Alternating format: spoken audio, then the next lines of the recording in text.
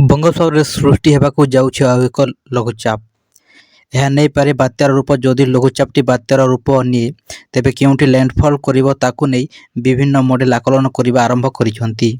କିଛି model ବାତ୍ୟାଟି Bangladesh landfall କରିବା ନେଇ ଆକଳନ କରୁଥିବା ବେଳେ କିଛି ମଡେଲ ଆନ୍ଧ୍ରା ଉପକୂଳ ଆଡ଼କୁ ରଙ୍ଗିତ କରୁଛି। ଅନ୍ତର୍ଜାତୀୟ ପାଣିପାଗ ବିଜ୍ଞାନୀ ଜାମ୍ସ ନିକୋଲସ ବାତ୍ୟାର ଲ୍ୟାଣ୍ଡଫଲ୍ ନେଇ ଆକଳନ କରିନଥିଲେ ମଧ୍ୟ ବାତ୍ୟାର ପ୍ରଭାବ ଭାରତ କିମ୍ବା ବାଂଲାଦେଶରେ ପଡ଼ିପାରେ ବୋଲି ଆକଳନ କରିଛନ୍ତି। ବାତ୍ୟା ନେଇ ଆଇଏମ୍ଡି ପକ୍ଷରୁ କୌଣସି ଆକଳନ କରାଯାଇ ନଥିବା ବେଳେ କେବଳ ଅପପାତ ହେବ ବୋଲି ସୂଚନା ଦିଆଯାଇଛି। ଆଜି ସୁଦ୍ଧା ଦକ୍ଷିଣ ଆଣ୍ଡାମାନ ସାଗରରେ ସୃଷ୍ଟି ହେବ ଘୂର୍ଣ୍ଣିବଳୟ। ପରବର୍ତ୍ତୀ 24 ଘଣ୍ଟାରେ ଏକ ଲଘୁଚାପର ରୂପ ନେବ। ଦକ୍ଷିଣ ଆଣ୍ଡାମାନ ସାଗର ଉପରେ ପାର୍ଶ୍ୱବର୍ତ୍ତୀ ଦକ୍ଷିଣ ପୂର୍ବ ବଙ୍ଗୋପସାଗର ଅଞ୍ଚଳରେ ଲଘୁଚାପ ସୃଷ୍ଟି ନେଇ ପୂର୍ବାନୁମାନ କରିଛି ଆଞ୍ଚଳିକ ପାଣିପାଗ ବିଭାଗ କେନ୍ଦ୍ର।